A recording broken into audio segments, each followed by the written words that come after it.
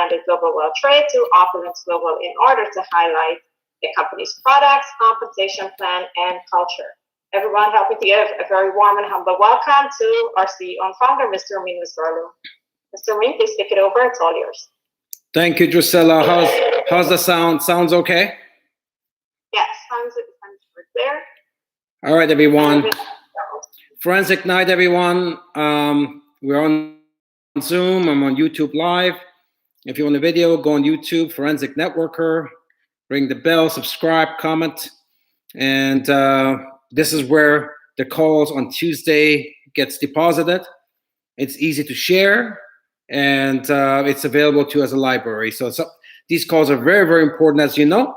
We've been doing this for 3 years now, and every single call, people get absolutely awakened. So it's important that you make this your very first place source of information, and you share this with the people who are not on the call. All right, so now we're going to talk about something important. They're all important, but this is really important. Why? Because the main reason why people don't understand and make it MLM is because they just don't understand it. See, people don't go get a job and without understanding it start the job. They just don't do that. They understand to keep the job, to start the job. Not trained that anyways. So they have some type of training and before they go to the job. Well, in MLM though, everybody just shows up. They think something of a social club and they just kind of get in, and they're not understanding at all of what this industry is. And then they say, well, it didn't work. Well, of course it didn't work. If I try to make a souffle right now, I have no idea what's the ingredients, then guess what? I'm going to mess up. And pretty much that's what happened in MLM. People come into them and they think they understand it because they think it's easy. They show a lack of respect. Incredibly, they want this business to change their life, yet they don't want to even get trained.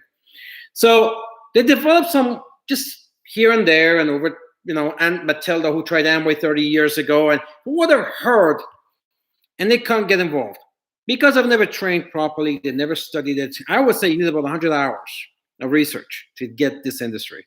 100 hours of research. It's nothing. Most people don't even put in 2. But I'm just telling you, even at 100 hours of research, it's nothing. For something that you're going to use as a new career, for something that you hope, put all your hopes on to get you out of the position you're in.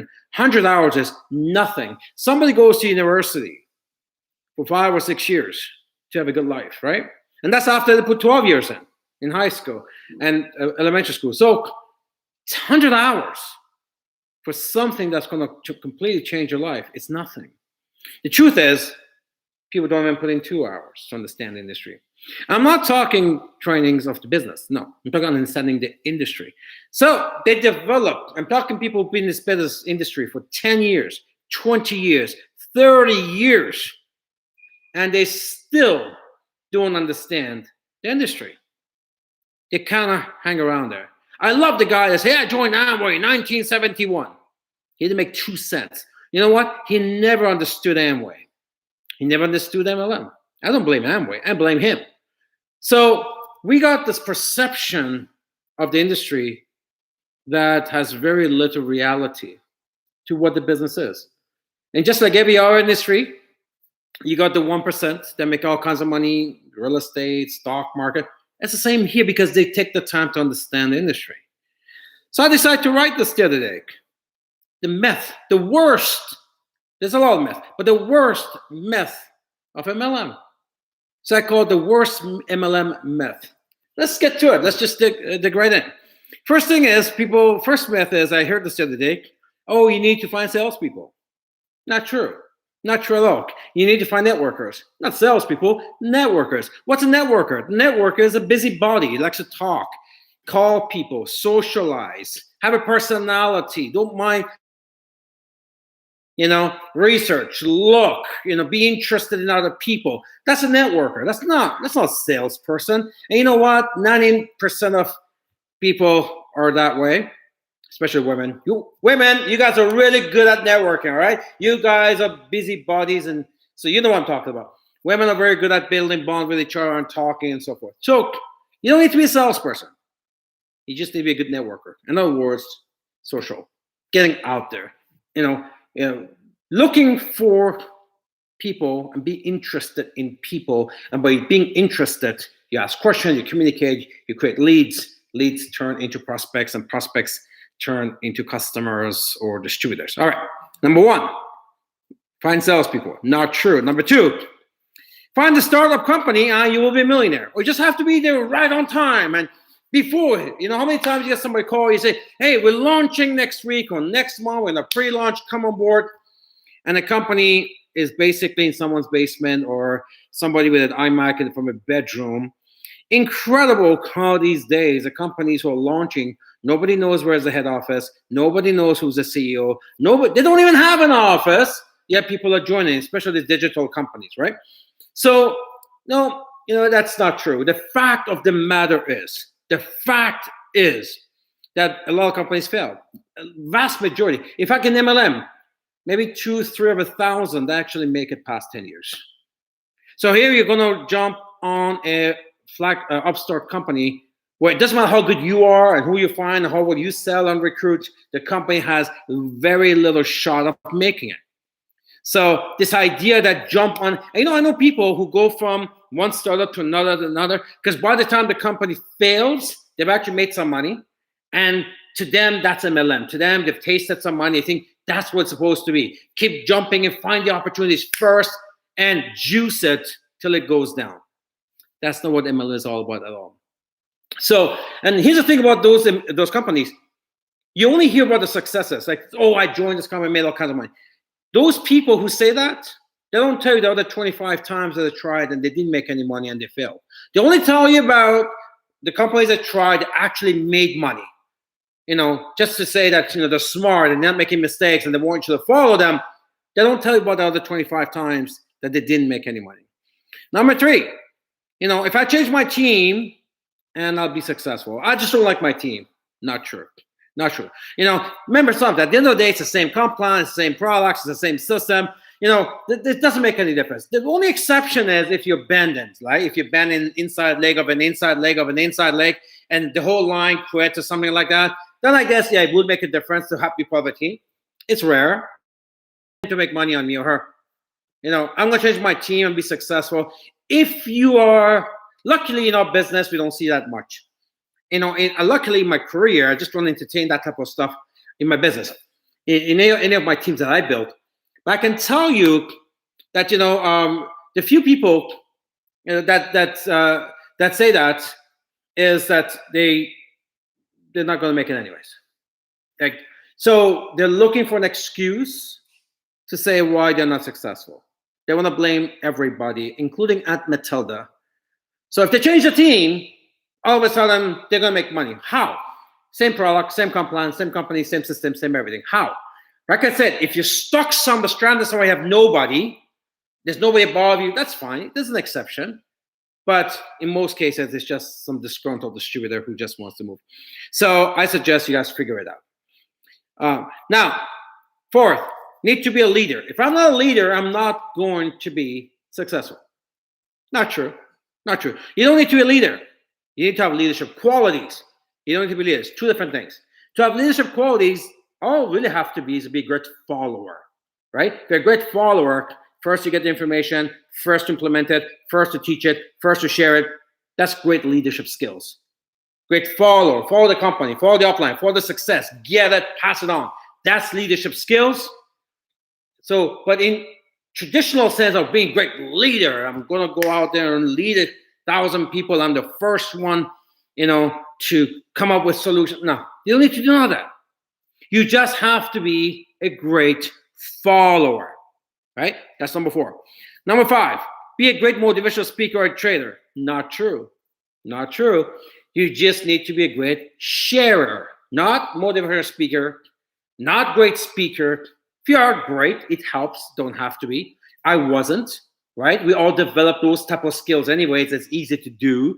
But you got to be a great sharer. I had a lot of people in my companies I built, made a ton of money just because they knew how to share. They get the information, they share it, right? It's easy to do one-on-one training, small group training. You don't need to be a great public speaker for that, right? You don't need a motivation speak for that. You just have to become a master of gathering the information, the master of the systems. We call it links and prints in this company. Become the master of that and share it, and you become highly, highly successful. So with number 5, be a good motivational speaker, be a trainer, not true.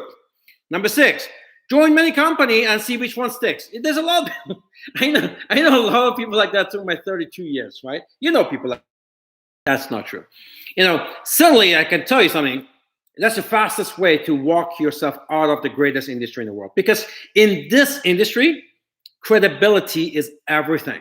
Everything. The warm market very quickly recognize that you're just so if they don't take it seriously, you're kind of exiting yourself of the greatest industry of all time. You don't do that. You take your time, you find a good company, stick to it, and you learn, you study it to death, right? That's outside your 100 hours of MLM university. You got to understand the industry first, and then you come into company, and the company training is ongoing. It's ongoing. It's because company has new developments, new products, new news, whatever. So you want to make sure that you'll make sure that you stick to one, find a good one, and you stick to it. 7, buy rank to get credibility. Some people do that. They want to just buy rank. They think to get up, if they have the tag Supreme NATO Commander title, and somehow that's going to help. Not true either, right? People respect knowledge, not rank. The rank initially may get someone's attention. Within 5 minutes of talking to you, if you're not at the same level which you're here, I know people in my 32 years, you could be brand new, but took the time to understand the industry, took the time to understand the business, and all of a sudden, everybody follows that person. Everybody respects that person. I know people who make millions and nobody respects them. I've seen that happen over and over and over again, right? So buying rank, again, not true. It's not going to work. And here's another thing about buying rank. You have to maintain rank, right? So it's not like you get a rank and all of a sudden you're home free. No. If you want to get paid at that level, you have to maintain rank. Now, in our business, we don't have a lot of that. We have some. But I can tell you, in MLM in general, you got to reach there and you have to stay there. Otherwise, it doesn't really mean anything. All right. Number 8. I can recruit when my check gets to 10,000, 5,000. When I'm making money. When I'm making money, I can recruit better. Not true again. Not true. You recruit more when you first launch. You know why? Because you're excited. People buy you first. People buy your excitement first. They're not buying your check. They're buying your excitement. That's it. And I can tell you, I've had people who made $50,000, $60,000 a month. They came in, they were super recruiters. Afterwards, at 60 grand a month income, they can't recruit a soul. Simple reasons. Nobody understood why, but I can tell you why.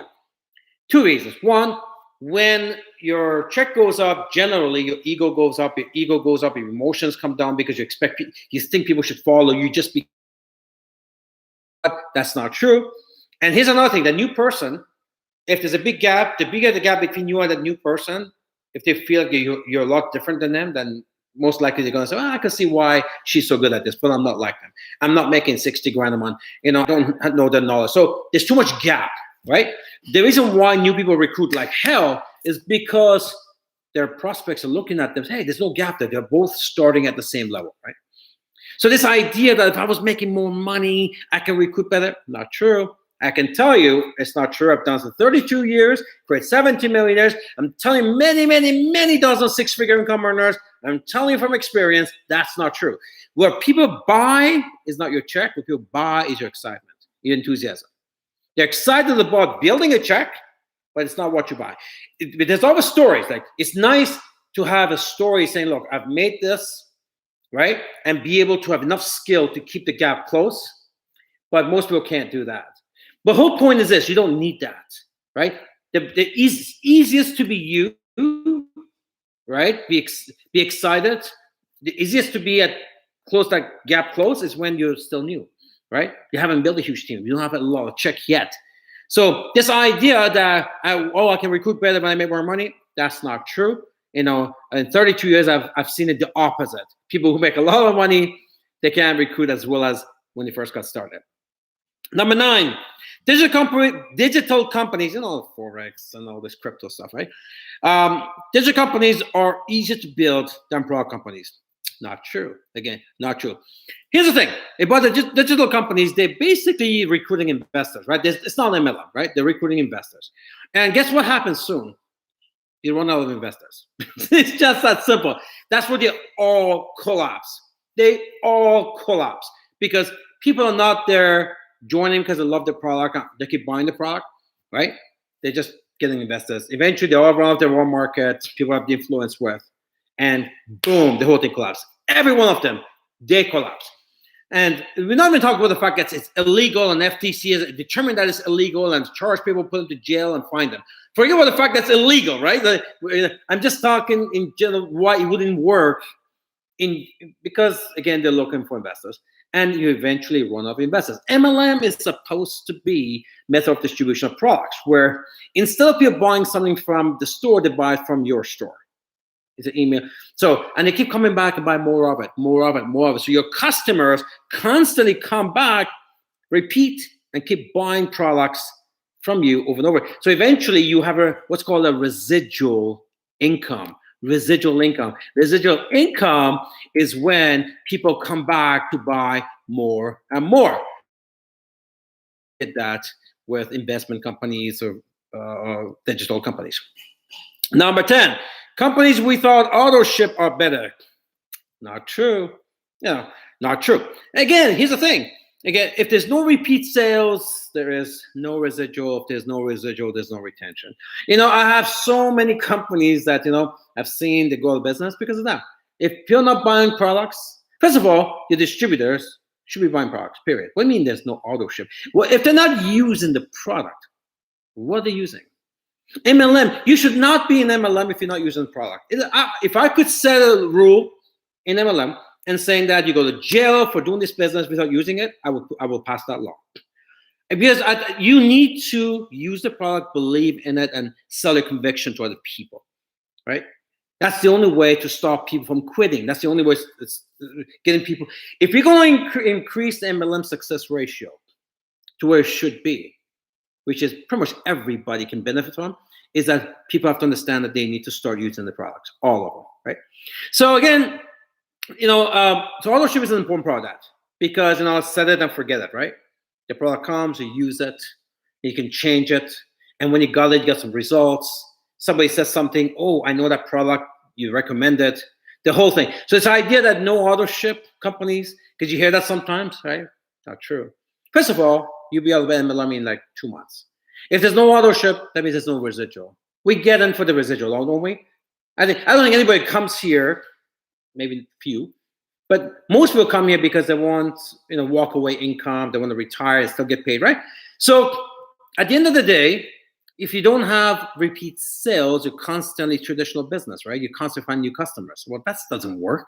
That doesn't work. Imagine a hydro company, right? You have to find new hydro customers every month. They'd be out of business. Bell, Rogers, doesn't matter, right? Doesn't work for any business, right? Doesn't work for any business. So it doesn't work here either, right? If GM had to find new customers every time and people didn't go back every 5 years to buy a new gym, they'd be out of business. We need repeat customers. It's that simple, right? So, and when you have repeat customers, you have residual income. You have residual income, you stay in the business, you got retention. Now we got an industry that's thriving. Number 11, you need to recruit big networkers to succeed. Not true again. Not true again. You need lots of users and sellers. You don't need big networkers. It's nice if you find one, but it's not true. MLM is not about you going to find that one. By the way, I don't even believe that there is such a thing anymore. Maybe there was a time.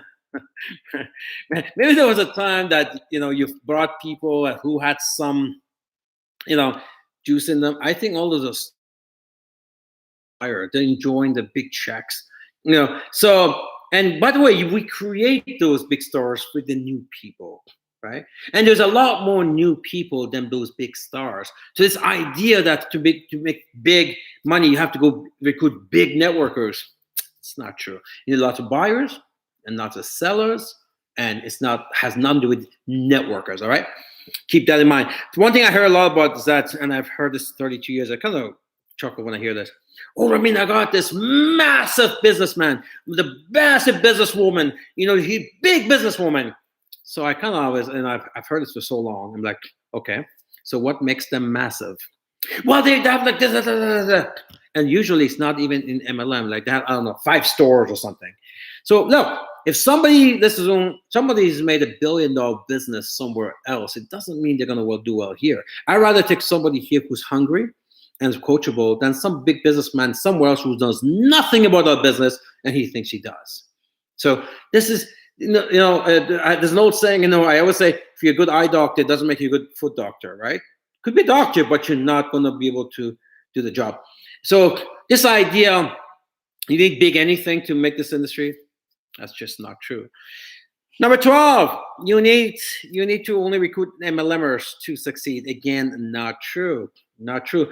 Only 2% of MLM, only 2% of the world is in MLM. So 98% aren't. But go after the 98%. It's just simple math, right? You don't need to be looking for MLMers. If they come along, great. But that's not what you're looking for, right? You're looking for everybody. Who are you looking for? Everybody. So the idea that, well, I don't know any MLMers and maybe I can't make it is wrong. It's just not true. You don't need to just recruit MLMers. If you find them, great. It helps. Sometimes they come in and they're well trained and they come in, they hit the ground running. Fantastic. But there's not that many of those guys, but there's a lot of other people. So let's look for everybody. Let's talk to everybody. Let's get everybody. And if you get an MLMer, fine. Number 13. So somebody says, I can see you. Let me see here in YouTube. Okay. So the picture's okay, everyone? Picture's okay? Just give me some thumbs up or something so I know picture's okay. Get on YouTube. Make sure you like, subscribe, hit the bell button. Do it right now. And let's get some noise out there on YouTube, all right? Like, subscribe, and hit the bell button so you get notified. All right, so number 13. Here's a myth number 13. Only promote the products that you love. Again, not true. Don't shrink your business. It doesn't make all the products, right? You're going to get high residual income. Again, remember, what's rule number 1?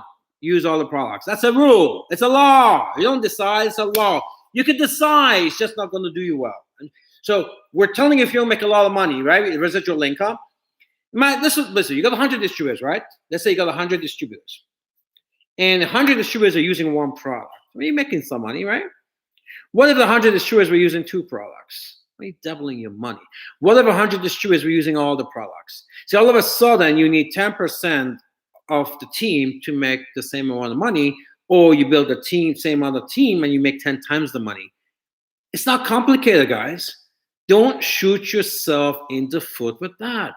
Okay, use all the products. If you have a flagship product, like we have a flagship product, with a product, that's fine. Use all the products. You talk and you pick up all kinds of customers, but your flagship always remains flagship because it's got that type of gravity. People know, as soon as we hear about it, I'll try the toothpaste, or I'll try the FOL, right? But if you're just putting all your eggs in one basket, you're gonna get the FOL, but you're not getting anything else. FOL will go no matter what. I mean, it's 137 countries. I mean, it shook everything, every market they went into. But I'm telling you, though, people have tried our other products. We see the orders that come in every day. We get 12, 24 toothpaste and Sterling, all these things. If you did not talk about it in your team, guess what? You're not getting those orders. I don't know how many fashion pieces went out this week. Sanaz was going crazy. Great. Again, because some of you guys are doing an amazing job. Amazing job. Again, promoting all the products. Remember, we're a luxury designer. We talk about that today. I think part of the reason our fashion is blowing up right now, and because it's really blowing up our fashion line again, Fairy and Posh, is because people want something fun. I mean, everybody, because it's COVID stuff, right? Lockdown stuff, people are putting hot tubs in their home, and people are just, I don't know, pools, and they're looking for something fun, right? E-commerce is blowing up. People are shopping and buying everything. And I think this is why our fashion is blowing up, because people want something fun. You know, we got the most beautiful products, right? People are like, you know what? I always want, these are my dream items. I want to go get them now. I want to go get it now. And, you know, we're going to come with some really cool options now, because concepts like, you should start your own shoe room or your own fairy room and Porsche room or Porsche closet and a fairy closet. There was a time we used to do show off your fairy your fairy lineup, and then some people we were shocked to see some of what we sent pictures. They got a room full of our fairy stuff, and it was amazing to see. So at this point, I'm telling you that if you are promoting just one product, or because I only use this one product, well, first of all, but you're doubling your mistake by shooting yourself in the foot. Not only you're making a mistake because we got unbelievable products. Secondly, you're shooting your check in the foot because your people aren't buying it either. It's costing you CV. I have another question for you. If you're not using, say, our shampoo or Captive Lime or Essential Lime, well, what shampoo are you using? It's like this. You got a shawarma place. Let me just use a shawarma. You have a shawarma place. We all know what shawarma is, right? And then yet you go to another store and buy a shawarma. Does that make sense to you? And you're like, oh, no, that doesn't make sense. Oh, did you buy all the products? Because that's exactly, if you bought your shampoo from outside, your accessories, your fashion, if you got your toothpaste from outside, if you got your Sterling, your hand cream, Fairy Floss, anti-aging, the stuff you use every day. If you bought your shoes and bags on, guess what? That's exactly what you did. You have a shawarma store and you went and bought your shawarma from outside. You say, well, that's stupid. Yeah, it is. It really is stupid.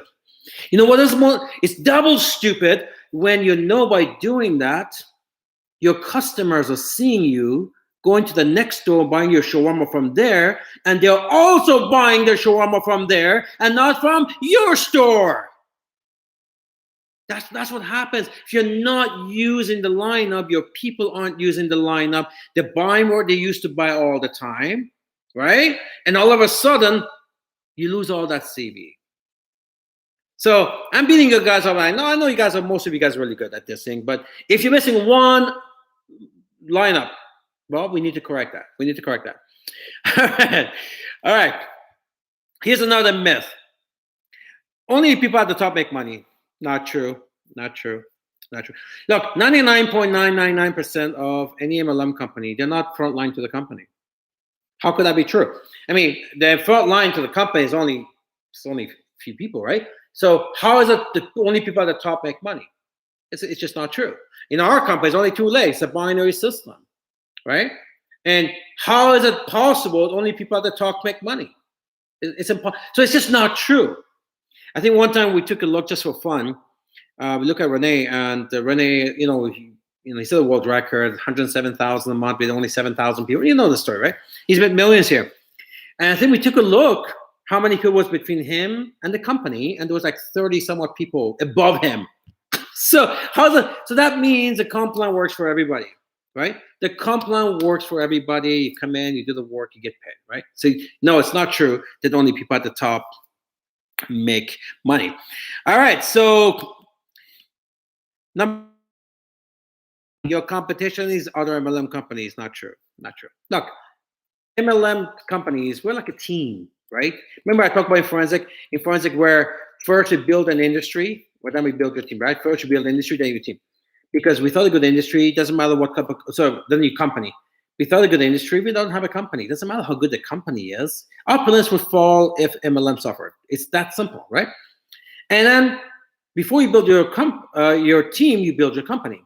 So first you build the industry, then you build a company. Because if the company is weak, it doesn't matter how good your team is, right? If the company falls, you fall, right? So first industry, you build industry. That's why I do this for forensic worldwide. I got distributors from all over. On forensicnetworker.com, we got 84 companies there. 84 companies. I don't get a penny from them for 22 years. I don't care. They get it. I'm building the industry. Strong industry gives us a chance to have a strong company if we're good. If it's a strong company, you get a chance to be the strong team if you're good. So that's the way to go. That's the way to go. So it's important that you understand your competition is not other MLM companies. We're the same team. They're promoting the industry. Your competition is other methods of distribution. Who's our competition? Jobs, right? Because people can do that and not do this. Your competition, traditional business, franchises. Those are type of, if there are competition, those would be our competition, not other MLM companies. So we never bash other MLM companies, right? All same team we built. Myth number 16, governments don't like MLM. Not true. Again, not true. 160 plus countries have legislation for MLM, or at least have accepted the MLM as a legal business, method, right? For legal companies, of course, because there's a lot of scams out there as well. So it's not true. Governments love direct sales MLM. Bill Clinton has a video. Bill Clinton, President Clinton, in 2008, he did a video, basically said when U.S. economy crashed in 2008, he said what saved the U.S. economy was the direct sales industry, right? So governments have no problem with MLM. They love MLM. Actually, they understand it's important, right? I'll tell you what governments don't like. Governments don't like bad companies and illegal companies, whether it's MLM or franchise or direct sales or e-commerce or whatever. Governments don't like that. How many scams are on the internet? Are you kidding me? How many? They're everywhere, right? So it's not MLM. Governments just don't like bad companies, and it doesn't matter where it comes from. Governments fully support MLM.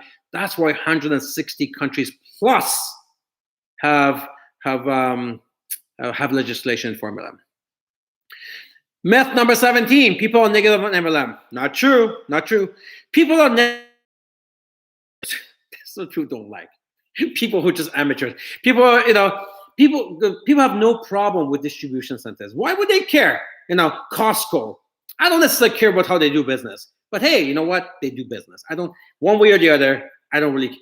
People have no problem with distribution methods, right? Especially companies like MLM that provide great products, right? People have no problem with that, but people have problem with crappy players. Let's assume this is sports, right? Sports. Do anybody like crappy players in sports? No, we don't like crappy teams. We want good teams. We want good players. We want to watch good players, right? It's the same thing with everything else. Movies. Nobody wants to watch a crappy movie. They want to watch a good. So when it comes to MLM, people don't have a problem with MLM. The problem with people who are presenting MLM, they have a problem with MLM because people don't show up professionally, right? If we understand what people like, in forensic, we talk a lot about this, right? We talk about like and trust, understand the concept, right? So people have to be professional. If you are a pro and good at what you do, you're liked, period. You're liked. But if you're not good at what you do, just like a sports team or an athlete that sucks, guess what? They're not going to like you either. People don't have a problem with MLM. It's a big industry. It's a 70-plus-year-old industry. What people hate is some of the representatives that come in and they really don't know how to present their company, right? That's what people hate. All right. So myth number 18, you don't have to pay taxes. Not true. Definitely not true. All right. Now, I know there's a couple of countries that I know of, like Iran, they don't pay taxes on this, which is amazing. I think Netherlands is the same, where you don't pay taxes on commissions. But the rest of the world that I know, right, you have to pay taxes. This gets a lot of people in trouble, including the top earners in trouble, right? So you got to be very, very careful because, when you don't put money away for taxes, that's one way that you get taken out completely. All right. So pay your taxes. There's a lot of tax advantages here, right? Great. So yes, we don't pay as much taxes, job people. True. Very much true. We don't pay as much taxes, even traditional business. True. But we have to pay taxes. So don't, anyways, I am all for taxes because you know what? The roads you drive on, the 911, the hospitals, we need revenues, right? You can't say I want to use all the services, all the luxuries of daily that you have, and I don't want to contribute towards that. That's just not right? So yes, you do have to pay your taxes. I need a strong upline to be successful. Myth number 19. I need a good upline. Not true. Strong team. It's nice to have for sure. But if you don't, you can find mentors everywhere. Inside your team, above your team, on the sidelines, outside your company. You can find mentors. to be, it's up to me. You can build this here, right? Company has systems, is available to everybody. You can find information, you can find your mentors. So no, you don't have to. I know people love to blame other things and people for their lack of evolving and making it, but you don't need, no, you don't need. Why is your success dependent on somebody else? That doesn't make any sense to me. That's a horrible thing to say. Anyways, that's a horrible thing to say, right? Like, oh, I can't make it because I don't have a good upline. Well, like, why do you need that? Right? It's nice to have a strong team, and if you don't have it within your upline, and it could happen, then build like and trust, become an expert of commonalities and bonding with other people. There's a lot of mentors, great courses like the Forensic Networker. You can find the information you need to build your team. All right, myth number 20. What time is it? 9:37. Okay, we're going. Myth number 20. We need the latest buzz products to be able to recruit. Hey, can I get this? I know this one person that calls me. Can we get this? They see something on. Oh, can we have this? Because it's the latest buzz in MLM. You don't need the latest MLM buzz to be successful. You know why? Because 98% of people, they're not in MLM, nor do they care about what's hot in MLM, right? So we're going, learn how to promote your products, learn how to promote the benefits of whatever you've got, and people will buy it, right? People don't care about what you think, because you know about what may be buzzing around in the industry, while customers and the prospects, they're not in that. They don't know that. They don't care about that. And what they care about? They care about you and how excited you are about your products. That's what they care about, because they're buying you first, right? Myth number 21, be result-oriented. Again, not true. This is where forensic is so different than all the other courses. And even some of the biggest guys, and I know when I was having a chat with Harv Eker in one of his seminars, and we had a little bit of debate about this, because I heard him talk about being result-oriented. I don't think so at all. So here's the thing about difference. Forensic, we say, we don't be result-oriented, be process-oriented. Because there's a big difference here. When you're looking for a result, for example, okay, you pick up the phone, you're going to call, right? And you make 30 calls, you had a good day. Bunch of people not home, make a couple of appointments, didn't sell anything, but you went through the process. Well, if you want to be result-oriented, then you'll be disappointed. Oh, well, I didn't sell anything. But if you're process-oriented, hey, I did my job. I did my 30 engagements today. Great. Make a few appointments. Fantastic. Because what happens when you do the process? 3 things will happen. They either become customers, they become distributors, or they're not interested, right? So 2 of the 3 are very good. All 3 are positive, because we got to go through the numbers. So when you're process-oriented, you get up in the morning, you make your 30 engagements, sell or not, you had a good day. Fantastic. You came into the day, we added it up here, you finished the day, you added it up here. But if you come into the day being result-oriented, I want to sell something, recruit someone, you may have a great day, you may have 5 appointments, whatever, but you didn't sell anything. All of a sudden, you're going the day this way, and you go down. So be process-oriented, and the result has to come. Here's a good example. You can go to the side of the street with a hat. Go side of the street with a hat, put your hand out in a hat for 8 hours a day. Guess what? You'll get some result, right? You come home with some change. So we know once you put the process automatically, there's only 3 results: customers, distributors, not interested. There's no other results, right? So that's why be process-oriented. So at least mentally, you don't take a beating. Myth number 22, just talk to people and you will succeed. Not true. Not true. Just do presentations and you will succeed. But we really have to stop socializing our business. Like, people just don't give this business enough respect. Like, just go talk to people. But that's not true. Just go do presentations and you'll be successful. You can have first of all, it's a visual business, right? People have to see to register, number one. You're socializing with people. They don't remember anything you said. They don't take you seriously. It doesn't come across professional. We start with socializing and to turn that into an appointment. But just go talk to people. What does that mean? My script is, if I call somebody for a presentation, Hey, John, how's it going? How's the wife? How's the divorce? How's the kids? How's the whatever? Hey, listen, it's not this call is not a social call. It's business. You got a couple of minutes? I put them on notice. This is business, right? Make an appointment. Show them the business. Tell me about it. No, I want you to see what I saw. I want you to tell me, but no, I want you to see what I saw, right? I want you to see what I saw. I give you the stuff and you can take a look at it afterwards. You understand it afterwards. So, in other words, don't socialize the business.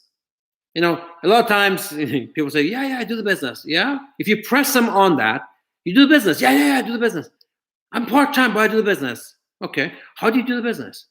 Show me your calendar. What calendar? Show me your tracking sheet. What tracking sheet? Okay, well, show me how many presentations have you done? I people. Oh, you just talk to people. Like that just doesn't duplicate it. What do you talk? I invented this and I can't socialize this. I wrote the plan and I cannot socialize this. I cannot talk to someone and convince them to join. And I wrote the plan. I built 5 multi-million-dollar businesses. If I can't do this, what makes you think you can do it? That's why we have presentation books. That's why we have tours. We have online, we got videos, we got all this promotion, we got links and prints. We have those so you don't have to become a philosopher.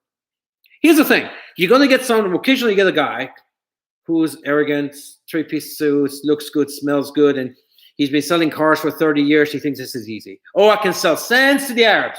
You know, I always look at that as like, you're going to struggle hard.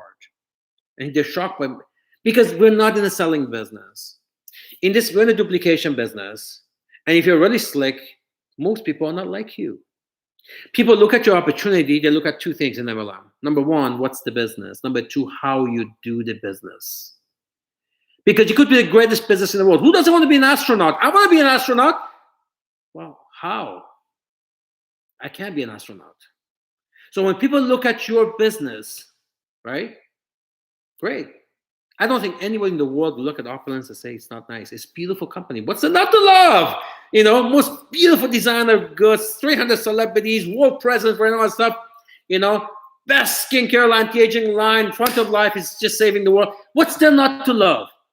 Then why isn't that everybody joined in? They look at how you do the business. Although it's a beautiful company, but I'm not like Ramin. So I don't think I can do it. The minute they think they can't do this, and they're out.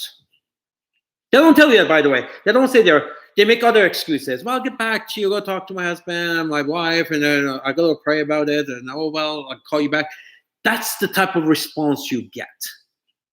And when you get that type of response, that means somewhere within the process, they felt they could not do, or they did not like, or they can't duplicate you, right?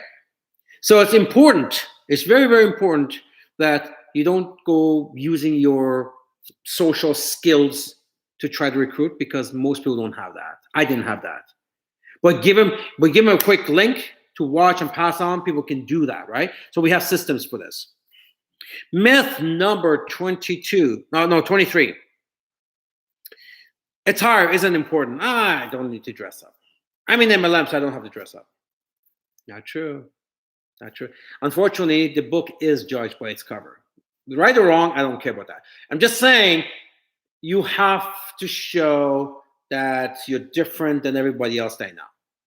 Otherwise, they'll go follow everybody else. Like, people don't, if you're not then why should they follow you? People follow things that's different. They're different. You got to interrupt their pattern, right? Dress for success. You may be broke, but you dress nice. Guess what? People respect that. People respect that. Even if they know you're broke, they respect that. Most of the time, you look good. You look like you're successful. And there's got to be a difference between when you do business and when you're not doing business. There's got to be a difference. There's no difference, that you're not working hard, you're not playing hard, and you're becoming this wandering generality. You're not a meaningful specific. Zig Ziglar, right? Are you a wandering generality? Kind of doing things, or you're a meaningful specific. So attire is important. Meeting time, dress up. It doesn't have to be something, but it has to be a business attire. Woman or man, right? It's important. You might not like what I'm telling you, but I'm not here for you to like it or not. I'm telling you the fact. If you want people to follow you, they don't care what you like or don't like. We have this general perception in humans, right?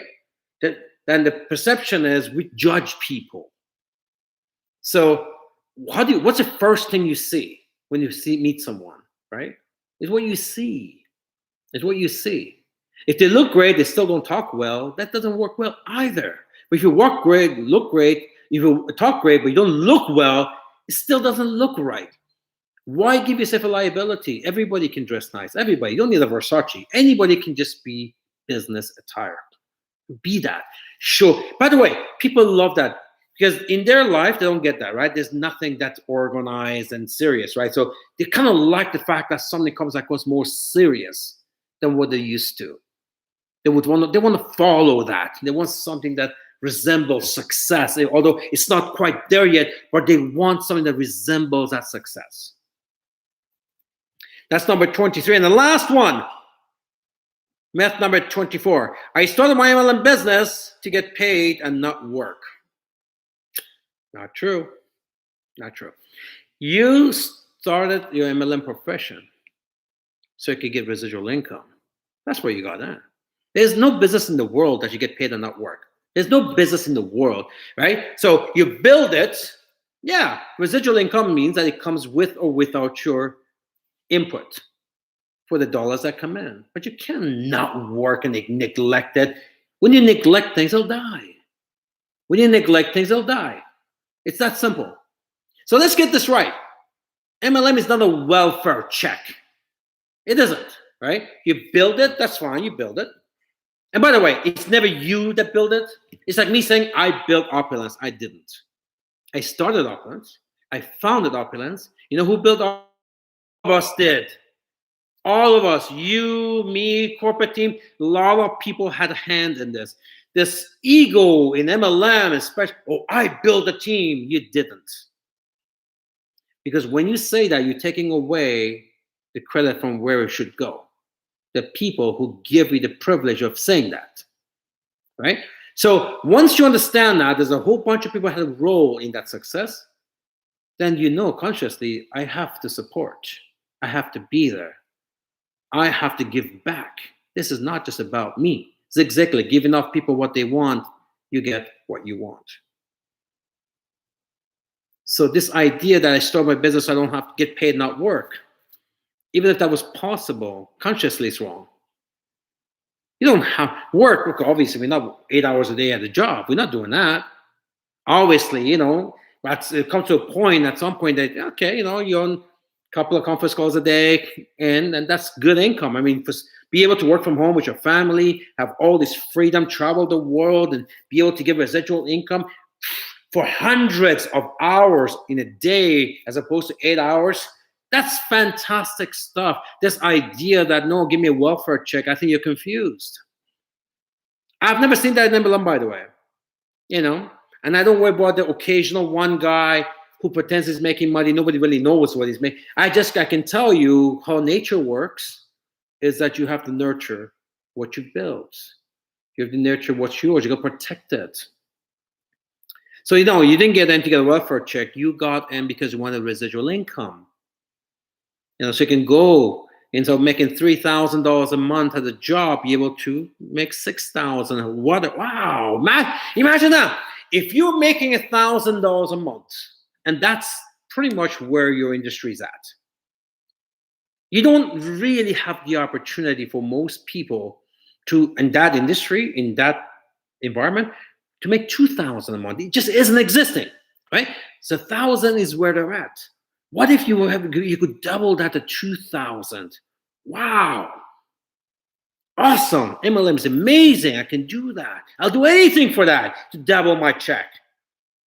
What if that $1,000 a month person can do 4,000 a month? What are you talking about? How is that impossible? That's a dream life. My boss is making that. And it can happen here. I'll do anything for that. I do anything for that, right? To go 4 times what I'm accustomed to make or I can make in my environment, my industry. What if you could make 10,000? What if you could make 1 million? If you the day you started, that he says, look, times of what you're annual income has been on an average last your entire lifetime, you know what you would say? I'll do anything. Cut my arm off, whatever. I'll do it, right? So this idea that our check goes up there because a whole bunch of people did a great job, all of a sudden we forget how. So I am like that. So 32 as an MLM. You guys know my lifestyle. I thank God every day. I thank my opportunities.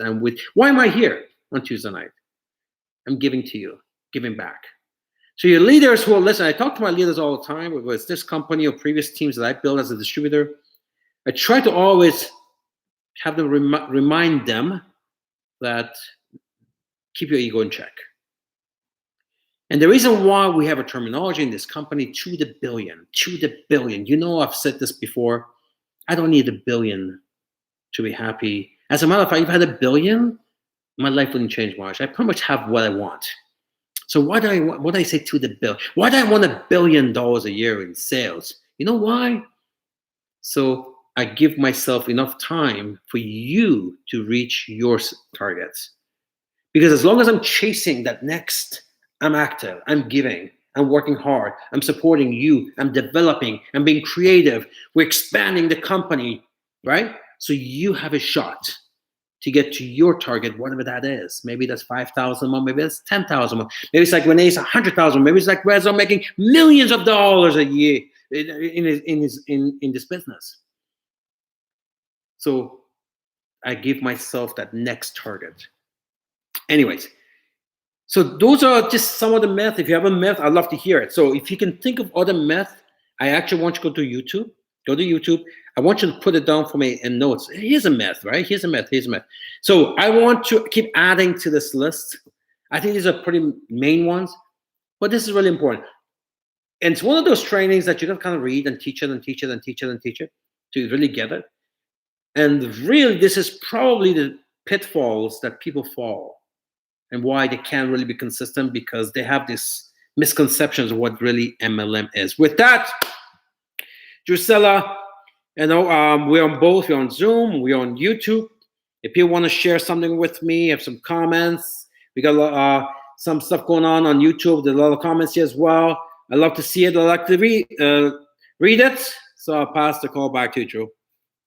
Okay, wonderful. Thank you so much, Mr. Rabin. And yes, you have